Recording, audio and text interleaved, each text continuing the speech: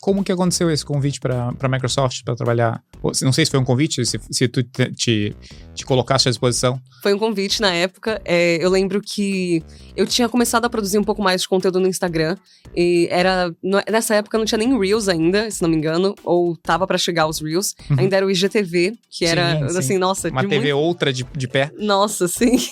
E eu lembro que eu comecei a fazer alguns conteúdos. E eu lembro que eu fiz um conteúdo muito específico, que era sobre... jogos no Game Pass. Eu fiz uma série de conteúdos a respeito de jogos no Game Pass. E aí, o Phoenix, que hoje trabalha no Flow Games, na época ele trabalhava na Microsoft, na Xbox. Eu não lembro qual que era na Edelman, que atendia a Xbox na época. Sim. E ele me fez esse convite pra gente apresentar um programa que seria mais ou menos no mesmo formato, com até 1 minuto, se não me engano, de duração, 1 minuto e meio. E seriam vídeos na vertical e tudo mais, uma coisa simples de fazer, e seria um programa semanal de notícias. E aí passei por um teste, eu fiz um vídeo que seria essencialmente um episódio desse programa, e lembro que eu demorei tanto pra gravar, porque eu tava tão nervosa, eu demorei 12 horas pra gravar um vídeo de 1 minuto. Acredito. Sim. É estranho, acreditem, se tu quer fazer um negócio direito, pra alguns programas eu tentei fazer aquele 100 jogos BR, e eu levava um dia inteiro pra fazer 1 minuto. 1 minuto e meio, assim, que falava sobre a parte de negócio do jogo, o que tinha de interessante e tudo mais. E eu entendo totalmente, assim. Nossa, é um processo muito complexo, é muito mais difícil do que parece. E aí, eu lembro que o desespero que me dava quando eu olhava pro relógio e ficava, meu Deus do céu, já passou 2 horas, 4 horas, 6 horas e ainda não consegui gravar esse vídeo. No fim, gravei, consegui mandar pra eles dentro do prazo. E aí, algumas semanas depois, se não me engano, 2 semanas depois, eles me contactaram. Então, tipo, vamos seguir com os nossos planos de Xbox? E eu falei, vamos, por gentileza, muito legal. Então, foi mais ou menos nessa época, também foi uma época que eu tava ativa nas lives, então foi um momento bem interessante da minha vida. Um pouco complexo, ali por como terminou, mas... Como é que isso funcionou? Como é que isso fluiu? Tu te mantiveste com esse conteúdo ou foi expandindo esse conteúdo? Esse conteúdo se limitou à proposta que ele tinha de realmente se manter vertical. Na verdade, ele teve uma alteração para se tornar um programa na horizontal no YouTube no último episódio. Mas, assim, até então era vertical, mas era uma questão também de colocar nas redes sociais e tudo mais.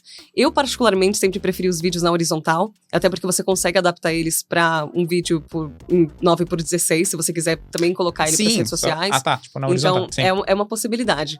Mas, essencialmente, foi um programa que eu gravava de casa mesmo. E eu tinha uma tela verde atrás de mim, num varal que eu coloquei na minha casa. E não era nem pra ser uma tela verde, de fato, um chroma key. Era pra ser só um fundo verde Xbox. Entendi. Sabe? Verde Xbox. E era uma pauta que, realmente, eles que tocavam na época, com as notícias que eram da Xbox. Então, era como se fosse um Xbox Wire aqui do Brasil. E era realmente um resuminho de notícias. Eu lembro que, na época, uma coisa muito legal que rolou é que eu soube da aquisição da Bethesda pela Microsoft, tipo, não lembro se algumas horas antes ou se no dia anterior, mas eu fiquei sabendo um pouquinho antes, eu me senti tão insider, eu fiquei, meu Deus do céu, eu tenho informação do século, e eu não vou contar pra ninguém. Mas, ai, que legal. Então foi muito divertido. Mas não contou nem pra amiga, nem pra uma... Eu não contei pra ninguém. Ficou 100% contigo, nem pra mãe. Disse assim, mãe, eu descobri que eu tenho... Eu acho que eu contei pra minha mãe, mas minha mãe não deve ter entendido nada. Mas tudo bem, mas pelo menos saiu, né? Saiu, alguém soube dessa história. Alguém soube disso antes de todo mundo. Exato, mas assim, rolaram alguns problemas no processo disso, até chegar o momento em que eu saí da Xbox. Eu passei um total de 1 mês e meio lá. Eu fui anunciada no dia 4 de setembro de 2020 e saí no dia 16 de outubro de 2020. Então, essa saída foi um pouco complexa, porque ela foi motivada por conta de muito hate que tinha da comunidade. E eu não queria colocar a comunidade Xbox numa bolha como, nossa, todo mundo é horrível, e eles xingam todo mundo, eles são péssimos, não sei o que lá. Não vou fazer isso, porque eu acho que não Mas é verdade, eles são todos... Não, tô brincando. Tô brincando. Enfim, de qualquer forma, tem muita gente maravilhosa na comunidade e também todas as comunidades que a gente tem hoje em dia, seja em games ou em qualquer outra forma de entretenimento, vão ter suas pessoas que são um pouquinho mais complexas de serem lidadas e algumas outras que são um pouco mais tranquilas. Sim. E nessa época eu sofri muito com um tipo de ameaça que tava rolando e isso tava me incomodando demais. Eu tava buscando fazer um tipo de denúncia em relação a isso e eu não tava também calando a boca quando isso acontecia. Sim, com quando certeza. Essas coisas aconteciam, eu falava, pô, gente, só explicando pra vocês não podem responder um tweet meu me ameaçando de morte. Assim, eu acho que insensato, um pouco insensato. Eu acho que vale, assim, vocês analisarem um pouco melhor, sabe, as suas ações. Sim, delicado. Vai cometer um crime? Não anuncie no Twitter. Exato, né? Não me conte. Manda na DM. Exato, não quero saber. não expõe pra todo mundo, sabe? É um spoiler. Então, eu falava bastante sobre essa questão. Tentava, assim, segurar quando dava, mas no geral tentava ficar um pouco mais... Eu tentava segurar quando dava, mas às vezes realmente não tinha como, sabe? Eu precisava falar sobre. E aí passou mais ou menos 1 mês e meio desde que eu entrei, e eu tive uma reunião na época com o time de marketing da Xbox, na verdade, só com 2 pessoas na época, uma pessoa que era da agência que me contratou, que era responsável pela parte de mídia da Xbox, e a pessoa que trabalhava na Microsoft em si. E ela me disse que, por uma orientação do Global, o ideal seria que eu saísse da empresa por conta do que estava acontecendo com a comunidade, mas que não seria uma coisa tipo, a gente vai te substituir por um homem, ou a gente vai te substituir por uma outra pessoa, porque a ideia é que a gente realmente não tem alguém como cara da Xbox. Entendi. Pelo menos era esse o posicionamento que me deram na época. E aí, isso foi numa quarta ou numa terça-feira, eu ainda gravei um último programa, que foi o programa em que a gente fez a atualização pro horizontal. Muito obrigada. Muito obrigada. E aí, nesse último programa, depois que ele saiu, acho que pouquinho tempo depois, eu cheguei a falar, gente, não sou mais apreciadora de Xbox, devido a tudo isso que estava acontecendo, a orientação da Microsoft Global foi de me desligar, mas eu agradeço muito o tempo da empresa, agradeço pela oportunidade, porque de fato foi uma oportunidade incrível, eu adorei fazer esse trabalho, Sim. Mas infelizmente rolou isso aí, e a gente se vê em outros momentos. Em todas as situações que eu abordei esse acontecimento, eu fui muito princesa, desculpa. Eu sempre fui muito diva falando sobre isso. Eu nunca reclamei dessa decisão. Eu entendo a decisão, até porque eles fizeram uma decisão com a intenção de me proteger. E também, claro, querendo ou não, de proteger a marca. Claro, com certeza. Acho super interessante tu posicionar isso. Eu fico muito curioso que tipo de reação o público pode ter que realmente gere algum tipo de tração, qual o tamanho disso, porque às vezes a gente tá fora aqui do mercado ou fora deste universo. Eu, por exemplo, nunca vi isso acontecer de fato. Eu só fiquei sabendo, a gente teve um evento que a gente foi junto e tal, daí tu comentaste isso que tinha acontecido. Mas eu, de fato, não sabia, e mesmo estando dentro do mercado de games. Então a gente não consegue ter uma noção do que está acontecendo de fato, ou qual é o tamanho dessa comunidade. Eu acredito muito que às vezes acontece assim, sai no jornal, comunidade de games reclama, daí tu vai olhar lá, tem 18 tweets. Exato. Que comunidade é essa? Internautas. Internautas, Os né? internautas estão falando a respeito. Exatamente. Então, são coisas que poxa, parece que a pessoa buscou. Eu imagino que tu tem recebido muita mensagem direta. Assim, eu vou ser honesta com você. Recebi, sim, algumas mensagens diretas, mas não foi muita coisa. A questão era realmente algumas postagens que aconteciam com frequência. E pra ser honesta com você, eu não acho que eram mais de 18 perfis, assim, que faziam essas postagens. Era, assim, sei lá, acho que talvez uns 10 no máximo. E aí tinha muito comentário neles, tinha, assim, muito engajamento. E quando eu falo muito engajamento, é tipo, sei lá, tinha 300 likes. Sabe? E qual é a chance dessas pessoas que fizeram esses tweets serem os teus ex-colegas lá do primeiro? Tu já pensou nisso alguma vez? Já, na verdade. De qualquer forma, assim, essa minha saída da Xbox também é acompanhada por um outro acontecimento meio paia, que eu não tenho uma outra palavra pra definir. Sim. Eu lembro que assim que eu saí com um agradecimento pro pessoal de Xbox. Perfeito. Assim, realmente eu agradeci todo mundo, principalmente a pessoa que me comunicou a minha demissão, que era uma pessoa que, nossa, eu tinha uma certa confiança nela dentro da empresa, eu via ela como uma pessoa que, com ela posso contar. Sim.